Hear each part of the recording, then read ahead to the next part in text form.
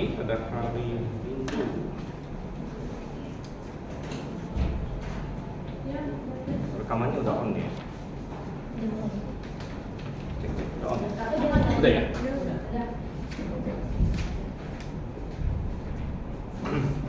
Biasa Pak Luki yang minta itu.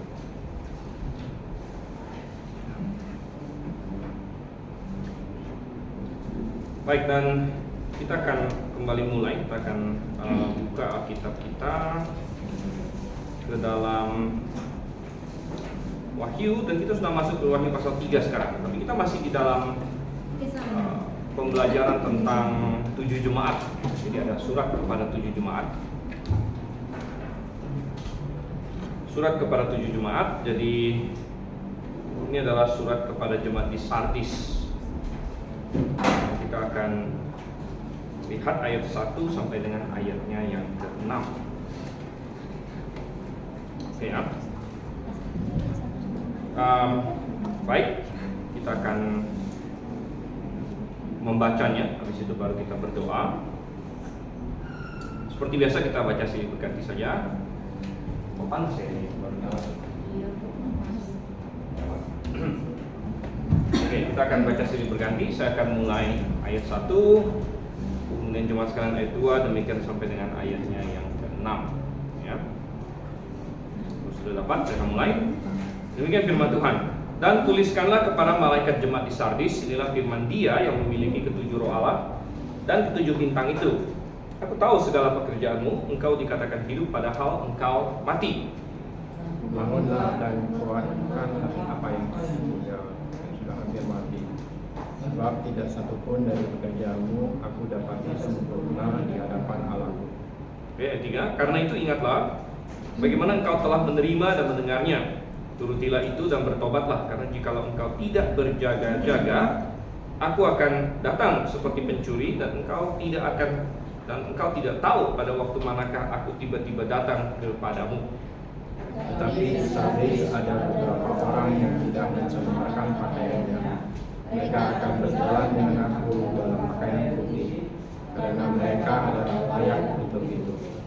Barang siapa menang, ia akan dikenakan pakaian putih yang demikian. Aku tidak akan menghapus namanya dari kitab kehidupan, melainkan aku akan mengaku namanya di hadapan Bapakku dan di hadapan para malaikatnya. Siapa bertelinga, hendaklah ia mendengarkan apa yang dikatakan Roh kepada jemaat-jemaat. Oke, baik, kita akan berdoa dulu. Minta Pak Urim kita dulu. Baik, mari kita bersatu dalam doa. Bapa Surgawi, terima kasih ya Tuhan atas kebaikan Engkau, sehingga beri kami kesempatan yang baik pagi hari ini, juga kesehatan, sehingga kami bisa berkumpul di sini untuk mempelajari firman Engkau ya Tuhan. Kiranya Engkau beri hikmat pada gembala kami Pak Stephen yang akan menguraikan firman-Nya dan menguraikan firman Engkau Tuhan, dan juga kami agar kami bisa memahaminya dengan benar dan melaksanakannya dalam kehidupan kami sehari lepas sehari. Hanya dalam nama Tuhan Yesus kami ucapkan syukur dan terima kasih. Amin. Amin. Oke, ini adalah jemaat yang ke-5. Ya, jemaat yang ke-5 kita sudah membahas 4 jemaat. Yaitu pertama adalah Efesus, kemudian yang kedua adalah Smyrna, kemudian adalah Pergamus, Tiatira, dan ini adalah kelima, Sardis. Oke, jadi ingat bahwa ada 7P ya, 7P dalam masing-masing dari surat kepada ketujuh jemaat ini. Jadi coba kita masuk di sini. Pertama adalah penerima surat tentunya.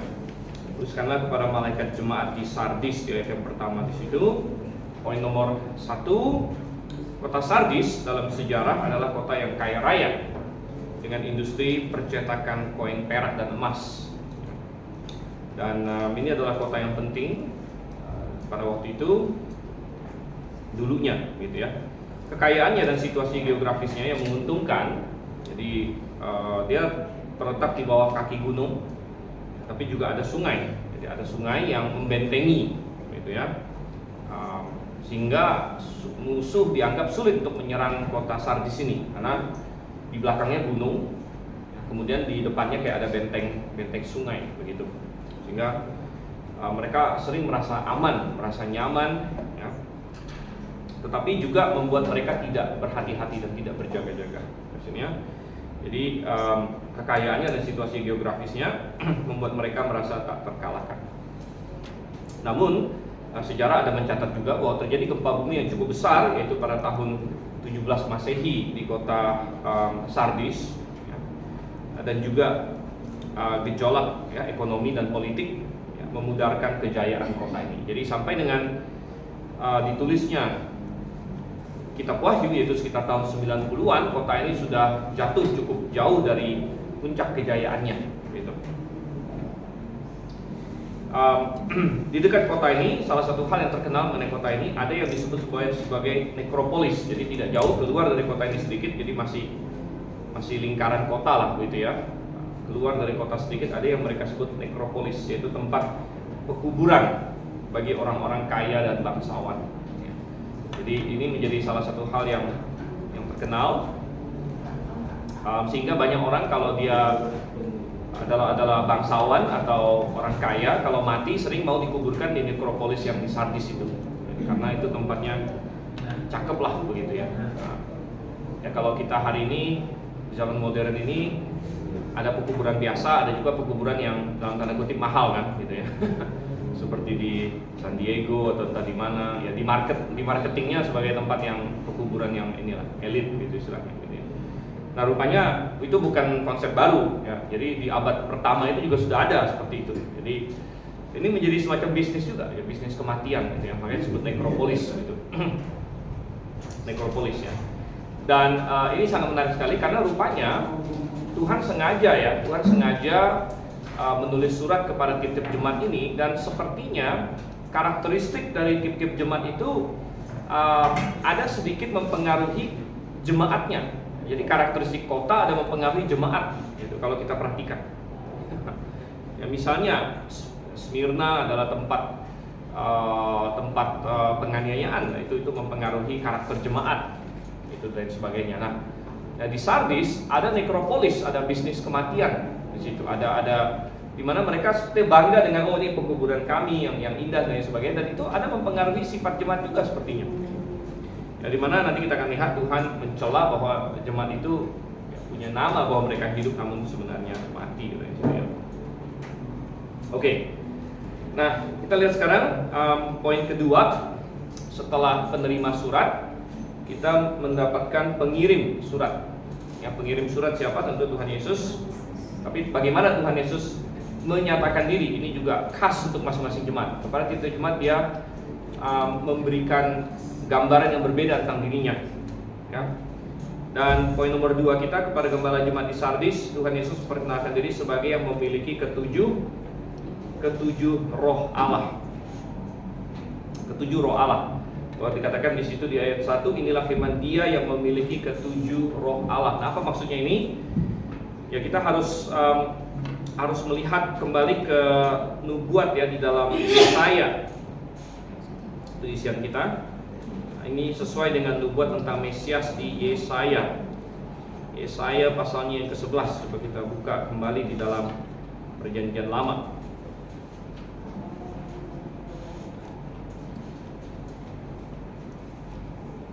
Oke. Dikatakan di situ dari ayat 1 dan 2, suatu tunas akan keluar dari tunggul Isai. Siapa tunas yang keluar dari tunggul Isai ini maksudnya? Ya, Daud, tapi mengacu kepada yang lebih besar dari Daud, yaitu siapa? Daud ya, Kristus Yesus maksudnya ya, anak Daud di situ. Jadi suatu tunas akan keluar dari tunggul Isai ya, itu mengacu ke Daud, dan terlebih lagi anaknya Daud yang lebih besar dari Daud, yaitu Yesus Kristus. Dan taruknya akan tumbuh, dari pangkalnya akan berbuah. Jadi ini berbicara mengenai Yesus sebagai Mesias di sini.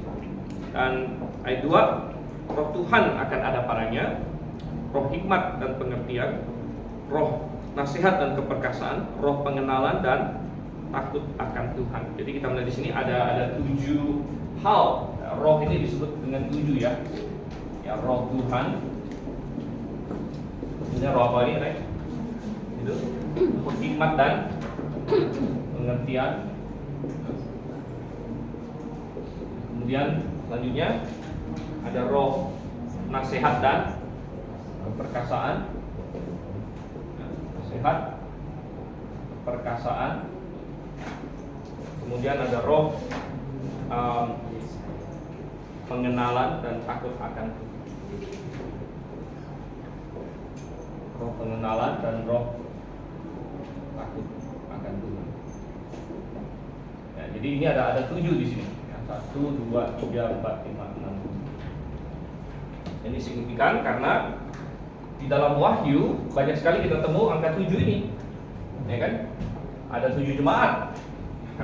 Kemudian kita sudah lihat juga bahwa tiap-tiap surat ada 7 hal yang disampaikan, dan angka 7 akan terus berulang dan banyak akan muncul di situ.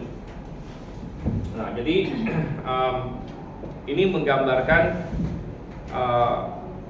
di dalam misi kita, dalam perikop itu Roh Kudus dinyatakan dalam 7 kesempurnaannya. Jadi ini menggambarkan kesempurnaannya, bahwa dia adalah roh hikmat, roh pengertian, roh nasihat, roh perkasaan.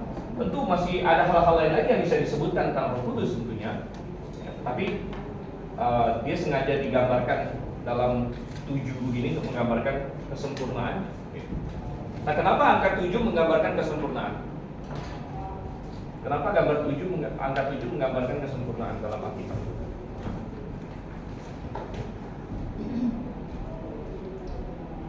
Kapan angka 7 pertama muncul?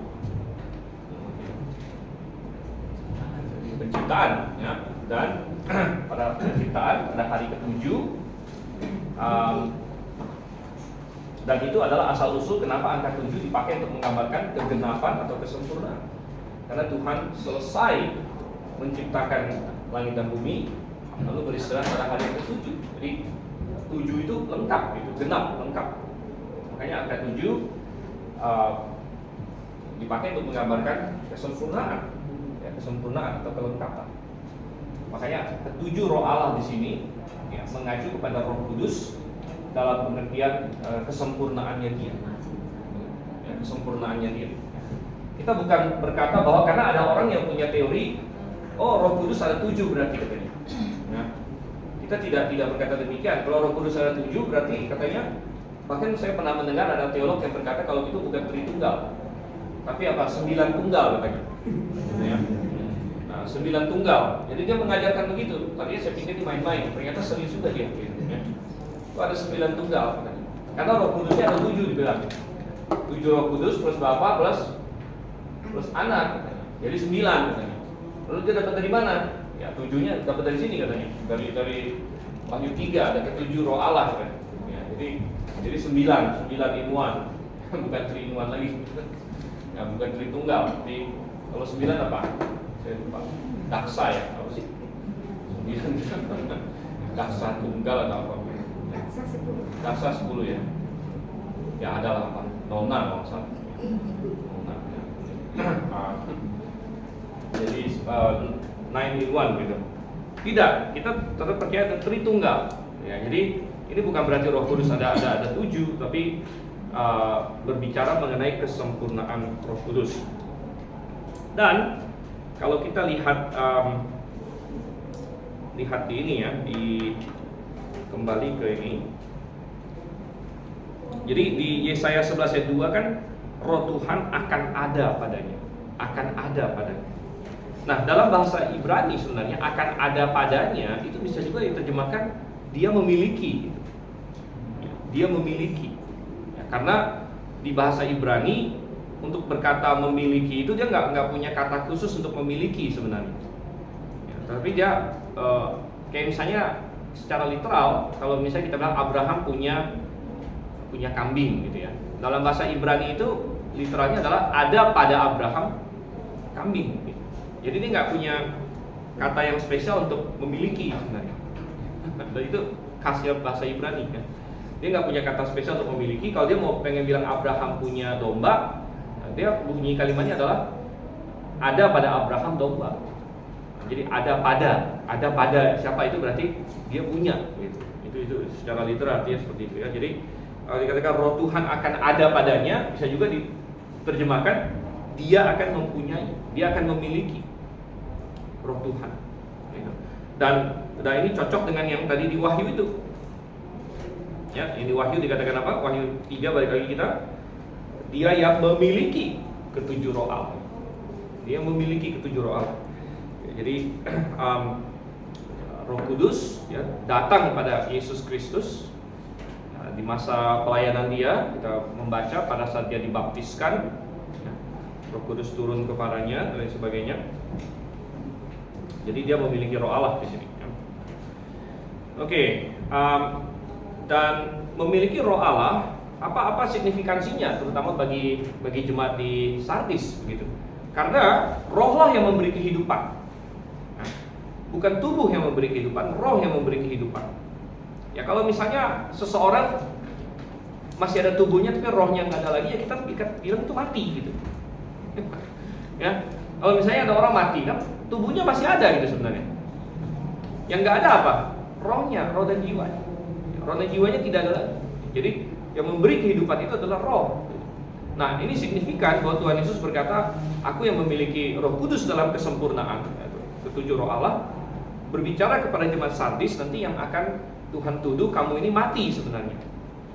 Nanti kita akan lihat ya celaan Tuhan atau teguran Tuhan kepada jemaat Sardis. Oke, lanjut di poin 2 kita. Selain itu Tuhan memiliki ketujuh bintang. Ketujuh bintang. Apa maksudnya ketujuh bintang?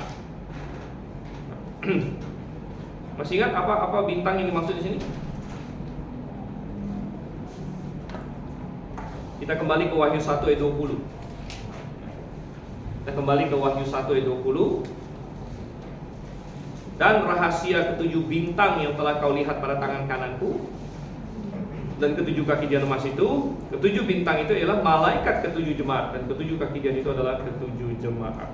Jadi bintang di sini mengacu kepada para gembala dari jemaatnya di situ ya.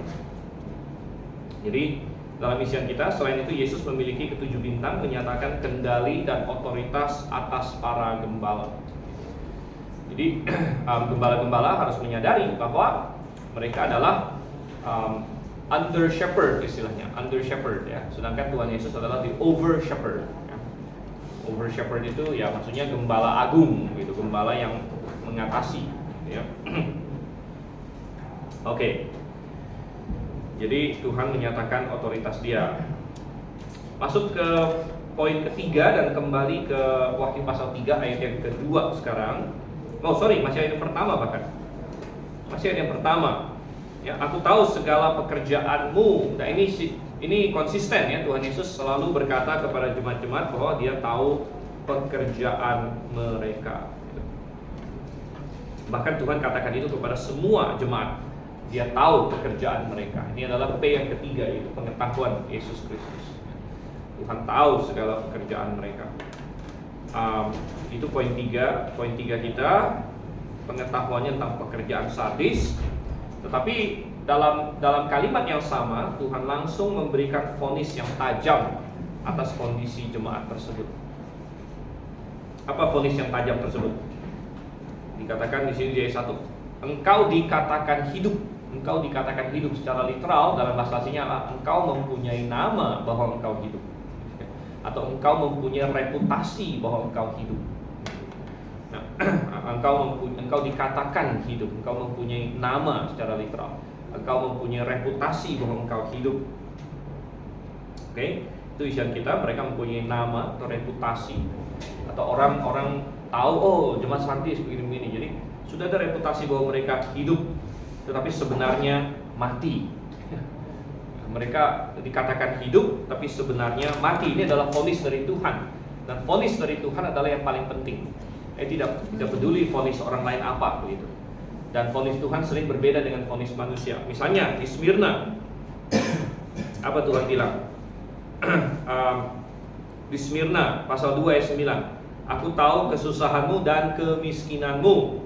Itu vonis dunia, kemiskinanmu. Tapi apa kata Tuhan? Namun engkau kaya. Ini vonis Tuhan. Ini vonis Tuhan. Vonis dunia adalah mereka miskin. Tapi vonis Tuhan adalah tapi engkau kaya. nanti kita akan lihat juga kebalikan jemaat Laodikia yang kita belum lihat, tapi nanti mungkin ya beberapa minggu ke depan. Jemaat Laodikia katakan, engkau berkata aku kaya, padahal engkau miskin, Tuhan bilang. Jadi ini vonis Tuhan. Vonis Tuhan bisa berbeda dengan vonis manusia. Ya. Demikian juga orang melihat jemaat Sardis. Jemaat Sardis punya reputasi bahwa mereka hidup, tapi Tuhan bilang engkau mati. Nah, engkau mati. Nah, memang puji syukur kematiannya belum total, nanti akan kita lihat di ayat 2 dan seterusnya. Apa maksudnya mati di sini? Berbicara mengenai mati, kita diingatkan tentang Yakobus. Ya. Yakobus 2 ayat 17. Coba kita lihat di sini.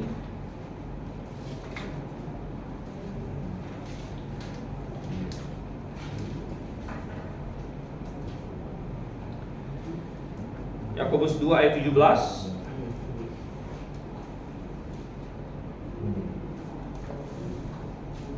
Ya. Dan ada orang yang ini yang sering mempertentangkan antara Paulus dengan Yakobus. Ya, Paulus versus Yakobus katanya. Mungkin Anda pernah dengar juga. Paulus berkata orang diselamatkan, dibenarkan karena iman saja. Tetapi Yakobus berkata iman dan perbuatan. Apakah ini bertentangan? Alkitab kok bertentangan? Misalnya Paulus berkata iman saja ini di Efesus 2 ayat 8 sampai 9. Sebab karena kasih karunia kamu diselamatkan oleh iman. Itu bukan hasil pekerjaanmu. Jangan ada orang yang memegahkan diri, gitu kan? Jadi iman saja. Iman saja. Bahkan di dalam Roma, coba kita lihat ya, Roma pasal 4. Roma 4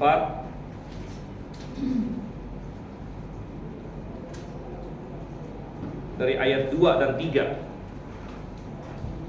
Roma 4 ayat 2 dan 3 saya bacakan. Sebab jika Abraham dibenarkan karena perbuatannya, maka ia beroleh dasar untuk bermegah, tapi tidak di hadapan Allah. Sebab apakah dikatakan nas kitab suci, lalu percayalah Abraham kepada Tuhan, dan Tuhan memperhitungkan hal itu kepadanya sebagai kebenaran. Jadi Paulus berargumen bahwa Abraham tidak dibenarkan karena perbuatannya, melainkan karena dia percaya kepada Tuhan. Tetapi coba kita lihat Yakobus. Yakobus juga memakai contoh yang sama, yaitu Abraham. Di ayat yang ke-21 Abraham ya. Di Yakobus 2:21, bukankah Abraham bapa kita dibenarkan karena perbuatan-perbuatannya ketika ia mempersembahkan Ishak anaknya di atas mezbah? Ya, jadi kenapa Paulus memakai contoh Abraham untuk bilang bahwa Abraham tidak dibenarkan oleh perbuatan, melainkan oleh percaya. Sedangkan Yakobus memakai contoh yang sama, orang yang sama sebagai contoh, yaitu Abraham juga. Tapi Yakobus berargumen bahwa Abraham dibenarkan karena perbuatan-perbuatannya. Nah, sebenarnya ini tidak bertentangan. Coba kita lihat, kuncinya ada di ayat 17 yang tadi kita bilang. Ini kunci ada di ayat 17, Yakobus 2 ayat 17, yaitu demikian juga halnya dengan iman. Jika iman itu tidak disertai dengan perbuatan, maka iman itu pada hakikatnya adalah mati. Jadi sebenarnya begini, yang Paulus mau ajarkan adalah bahwa manusia diselamatkan karena iman saja. Dan ini benar. Jadi Paulus yang Paulus sedang permasalahkan adalah bagaimana orang diselamatkan. Nah, sedangkan yang Yakobus sedang ingin ajarkan adalah bahwa ada perbedaan antara iman palsu dengan iman yang benar. Nah, jadi keduanya komplementer sebenarnya. Ya. Paulus sedang ingin berfokus kepada bagaimana orang diselamatkan, dan orang tidak diselamatkan karena pekerjaan. Tetapi Paulus juga mengajarkan bahwa orang yang diselamatkan ini pasti dia akan menghasilkan perbuatan. Jadi iman yang benar pasti menghasilkan perbuatan, tapi yang menyelamatkan sebenarnya adalah imannya. Nah, sedangkan ketika Yakobus menulis, yang dia sedang fokuskan adalah bagaimana membedakan iman benar dengan iman yang palsu. Bagaimana membedakan antara iman yang benar dengan iman yang palsu. Karena ada orang bilang dia beriman, tapi nggak kelihatan. Bagaimana kamu bilang kamu beriman? Iman itu kan berarti percaya. Percaya. Kalau kita percaya sesuatu, ini akan muncul dalam tindakan kita. Kalau misalnya saya bilang kepada jemaat sekalian di sini, nanti pulang gereja jangan lewat jalan itu, karena tadi saya barusan di sana ada masalah di sana, nanti ada lubang besar, ada macet besar gitu kan. Nah, Anda bisa percaya atau bisa tidak percaya begitu. Tapi kalau misalnya Anda percaya, saya bilang, oh saya percaya, tapi Anda pergi ke sana juga gitu, dan kena macet juga kan. Berarti itu tidak percaya sebenarnya. Gitu. Anda bilang percaya, tapi tindakannya tidak apa? Menunjukkan kamu percaya. Jadi bagaimana percaya itu? Jadi ini yang Yakobus ingin fokuskan di sini, bahwa iman itu ada iman yang benar, ada iman yang bohong. Iman yang bohong itu yang dibilang iman yang mati. Iman yang mati ini iman bohongan. Iman bohongan. Nah, ini tidak akan menghasilkan perbuatan. Tetapi iman yang benar akan menghasilkan perbuatan yang benar juga. Ya, makanya sebenarnya tidak ada perbedaan antara Paulus dan Yakobus, karena Paulus juga mengajarkan bahwa memang iman yang benar ini nanti pasti akan berbuah. Pasti akan berbuah. Cuman Paulus fokus di sininya karena dia sedang berbicara mengenai bagaimana orang diselamatkan. Sedangkan Yakobus ingin membedakan, oh ini ada iman yang benar dan ada iman yang palsu. Ya. Nah, jadi kembali kita lihat di sini. Kembali ke Wahyu jadi ya, kembali ke Wahyu pasal 3. Jadi apa maksudnya gini kalau begitu? Bagaimana kita memahami teguran Tuhan Yesus kepada jemaat di Sardis di sini? Aku tahu segala pekerjaanmu, engkau dikatakan mati, padahal engkau dikatakan hidup, padahal engkau mati. Dan ya, coba kita lihat di sini di isian kita. Kalau kita kaitkan dengan masalah mati, ini kan kata yang cukup keras ya, mati gitu. Dan kita kaitkan dengan di Yakobus tadi ya, mengenai iman yang mati dan sebagainya. Maka di poin 3 terakhir kita, pernyataan ini mengindikasikan bahwa jumlah yang signifikan dari jemaat tidaklah diselamatkan ya.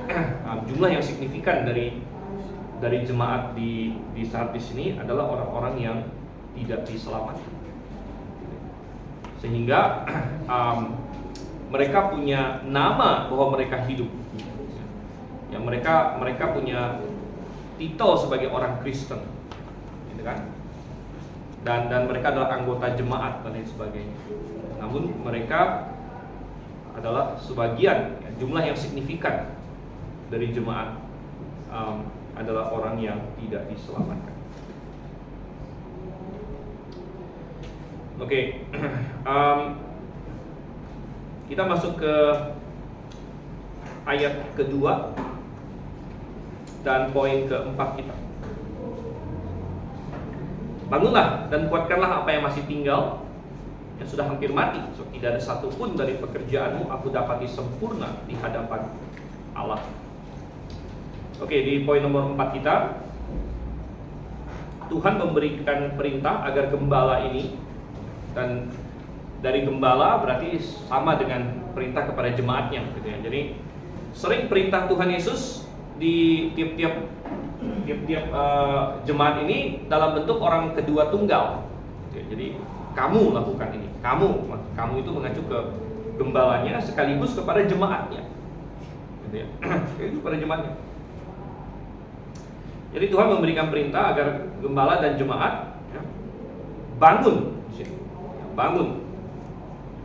Nah, bangun di sini bisa juga diterjemahkan berjaga-jaga. Ya, hampir hampir mirip ya. Bangun, berjaga-jaga. Ya, karena kalau orang berjaga-jaga pasti harus bangun. Nggak ada orang tidur berjaga-jaga. Ya, itu jagain mimpi namanya. Ya, kalau disuruh berjaga-jaga berarti dia harus bangun, gitu kan? Harus bangun. Jadi bangun atau berjaga-jaga. Ya, kalau dalam bahasa Inggris dia terjemahkan watch. Ya, watch. Dulu waktu saya masih kecil, watch itu diterjemahkan menonton aja gitu. Watch TV, nonton TV. Tapi ternyata watch itu ada arti lain. Watch itu maksudnya kayak memperhatikan, berjaga-jaga. Ya. Watch. Ya.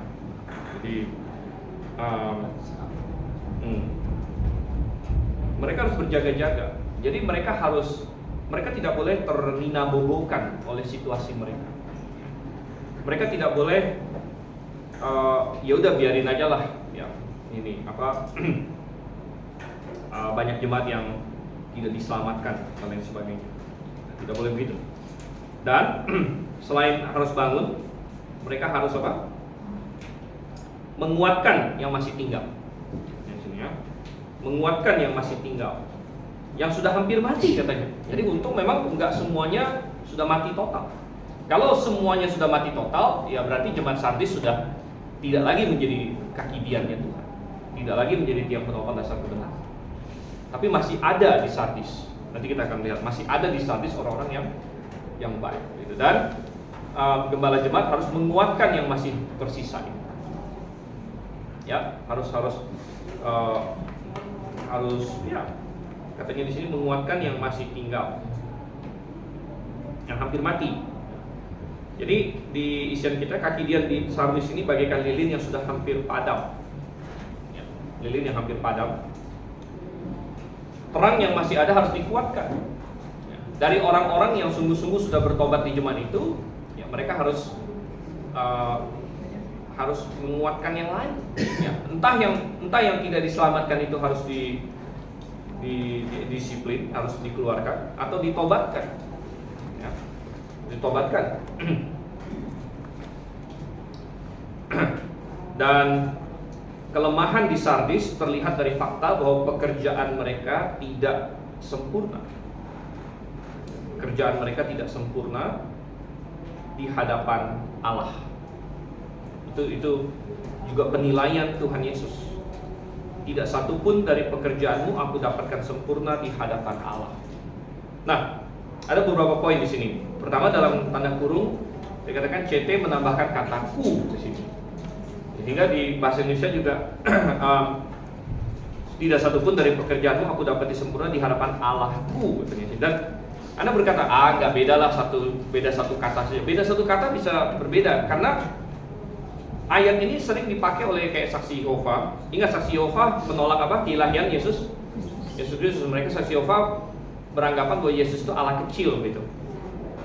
Dan orang Muslim juga ada pakai ayat ini kadang-kadang untuk menyerang keilahian Yesus. Dan mereka berkata, lihat nih, oke lah katanya, kalau Yesus masih di dunia, masih selama dia di dunia, ya, lahir sebagai manusia, dia panggil Bapa Allahku nggak masalah katanya. Tapi ini kan Tuhan Yesus sudah di sorga katanya.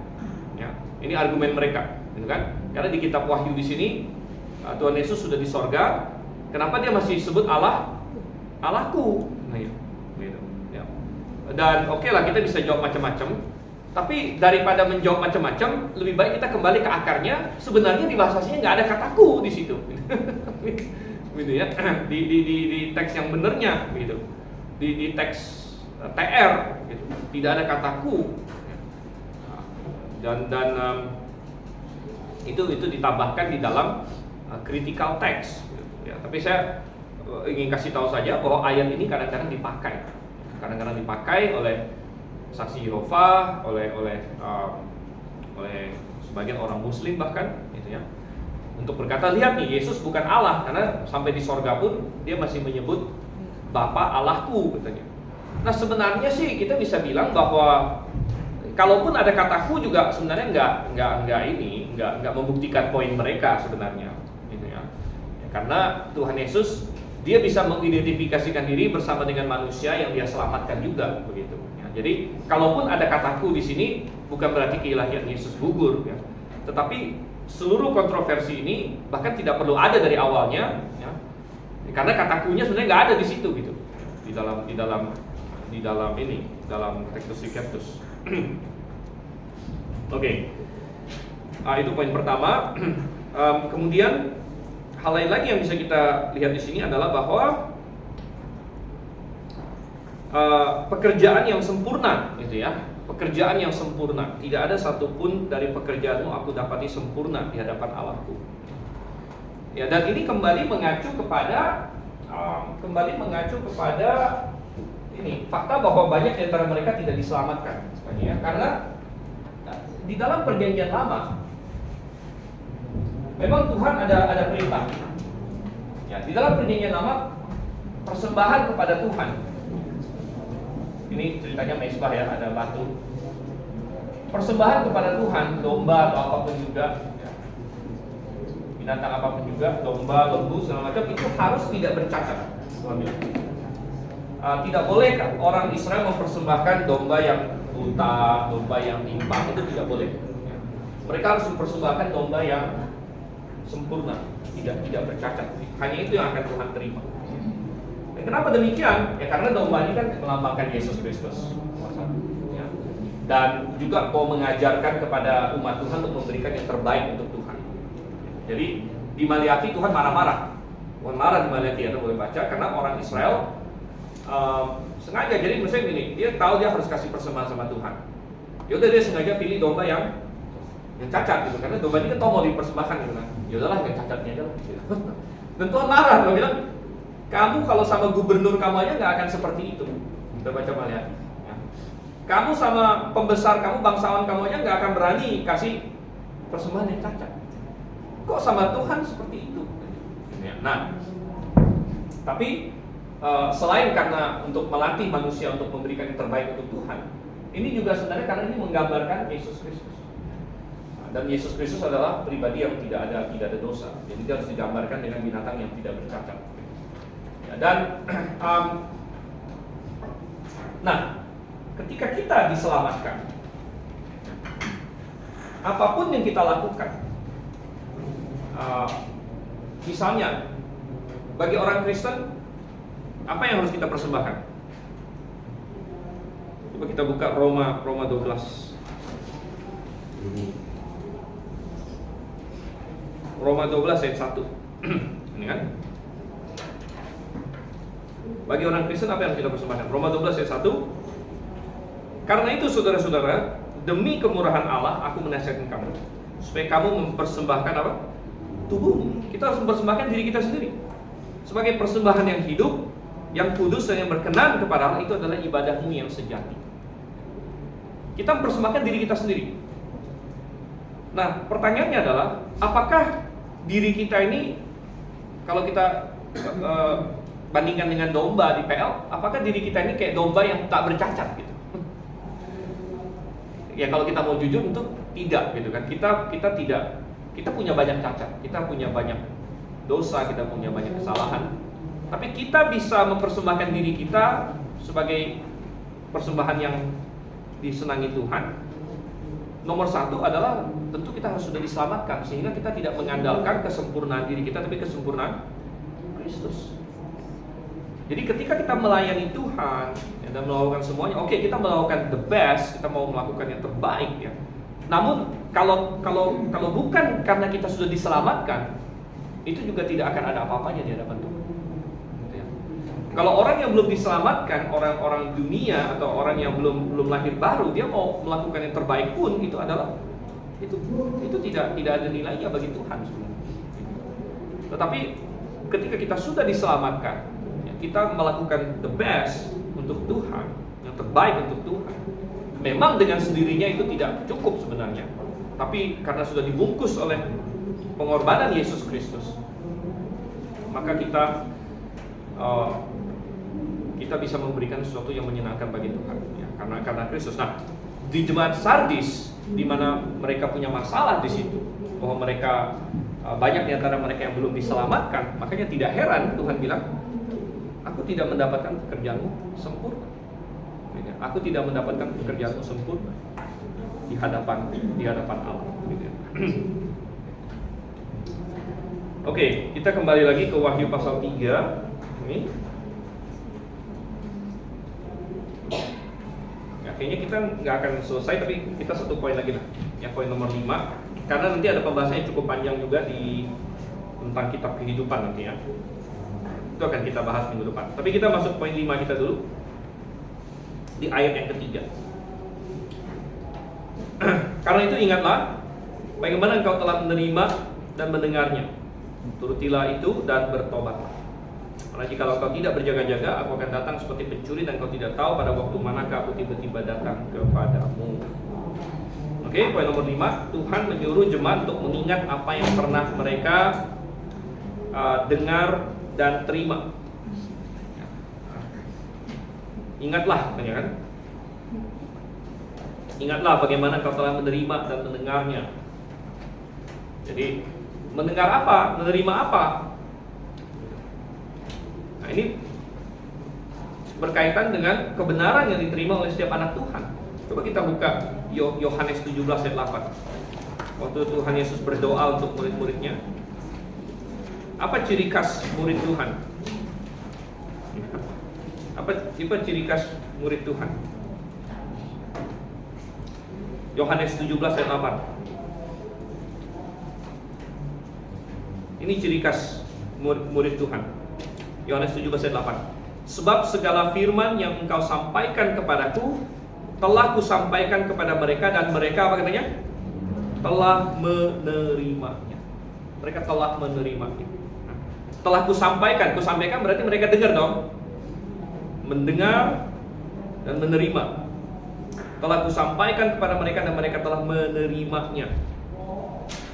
Ya, dan ini adalah awal dari yang kita sebut gerakan Tectus Receptus. Apa arti Tectus Receptus sebenarnya? Receptus itu apa sih? Receive, diterima. Maka ini kalau diterjemahkan ke bahasa Inggris jadi receive text. Dan banyak orang berpikir bahwa TR atau TR ya, TR Tectus Receptus, receive text itu baru mulai ketika Erasmus menerbitkan TR gitu pada tahun berapa, masih ingat? 1516. Tidak, TR bukan baru mulai 1516, tapi TR pertama dicetak tahun 1516 benar. Pertama dicetak. Tapi kapan TR mulai? TR mulai ketika Tuhan Yesus memberikan firman Tuhan. Yesus memberikan firman Tuhan kepada murid-muridnya, dan murid-muridnya apa? Menerima. Menerima. Ya, receive. Ketika mereka menerima itu, nah bandingkan ini dengan critical text. Namanya saja apa? Kritikal. Jadi kritikal itu berkata, kamu nggak boleh main terima-terima aja, kamu harus kritis. Nah, kata kritis itu bisa bagus, bisa jelek sebenarnya. Kalau ada salah-salahnya kita perlu kritis. Kritis, tapi bagi orang liberal waktu itu kata kritikal itu sangat bagus, Pak. Jadi kita tidak boleh terima apa saja. Nah, kritis itu bagus, tetapi ada hal-hal yang harus diterima dengan iman. Kalau misalnya Tuhan bilang, aku menciptakan langit dalam 6 hari, nah pada hari ke-7 Allah beristirahat. Nah, kita menerima itu dengan iman. Apakah itu bisa dibuktikan? Ya nggak bisa. Nggak bisa dibuktikan benar secara saintifik. Gimana cara membuktikan? Tidak bisa. Lalu Yesus berkata bahwa dia bangkit dari antara orang mati. Apakah hari ini kita bisa? Mana videonya? Nggak ada video. Nah, bukan berarti iman kita buta ya. Apakah kita bilang ada bukti-buktinya? Ada, tapi ayo buktikan, gitu kan? Ayo buktikan dalam pengertian mana saya mau lihat videonya dan lain sebagainya. Nggak bisa. Ada nggak video ini waktu dunia dijadikan? Nggak ada juga. Tapi kita menerima. Kita menerima. Tuhan Yesus berkata, barang siapa percaya kepadaku, dia akan masuk surga. Aku akan memberikan hidup yang kekal. Itu bisa dibuktikan nggak secara saintifik? Ya, nggak bisa. Gitu. Saya percaya Yesus, saya akan masuk surga. Kita menerima itu dengan iman. Itu namanya percaya, iman. Jadi ini adalah ciri khas. Apa yang Tuhan katakan, kita terima. Tetapi iblislah yang pertama di Taman Eden berkata, benarkah Tuhan berfirman? Kepada Hawa. Kritikal. Benarkah Tuhan berfirman? Jadi meragukan. Ini ya. Ini yang menerima firman Tuhan. Ya, jadi masih di poin 5 kita. Jadi mereka disuruh mengingat kembali kebenaran yang telah mereka dengar dan mereka terima jemaat ini. Dan mereka perlu kembali bertobat dan menuruti lagi kebenaran itu. Kita lihat di dalam Wahyu 3 ayat yang ketiga, turutilah itu dan bertobatlah. Jadi jemaat Sardis bisa jadi adalah buah pelayanan Efesus. Kita baca di Kisah Rasul 19 ayat 9-10, masih ingat Paulus membuat STT di ruang kuliah Tyrannus, masih ingat ya? Dan kemudian Alkitab mencatat dari sana semua Asia mendengar Injil. Semua Asia mendengar Injil dari ruang kuliah Tyrannus. Dan bisa itu termasuk Sardis ya, termasuk Sardis. Jadi Sardis bisa jadi adalah buah pelayanan Efesus. Dan generasi pertama memulai pekerjaan yang baik. Namun apa yang terjadi? Bisa jadi generasi kedua banyak yang tidak diselamatkan dan pekerjaan jemaat ini menjadi tidak sempurna. Ini ya. Nah, jadi itu yang kemungkinan terjadi. Oke, baik, kita akan stop sampai di sini hari ini. Ada pembahasan yang cukup panjang nanti mengenai kitab kehidupan ya. Kitab kehidupan akan kita bahas minggu depan. Karena banyak orang salah konsep mengenai kitab kehidupan ini. Oke. Jadi kita akan kiri sampai di sini. Minggu depan ada beberapa jemaat sudah liburan ya.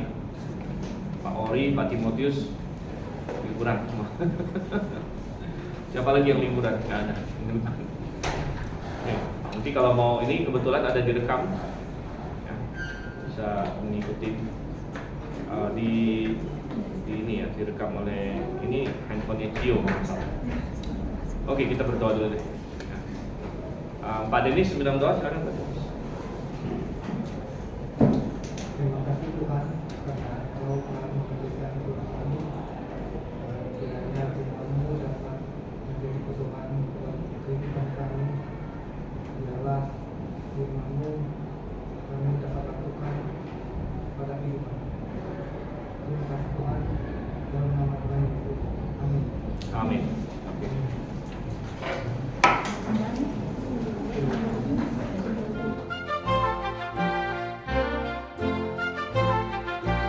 Count it joy, joy, joy when you face trials and tests. Count it joy, joy, joy, for God knows the way that's best.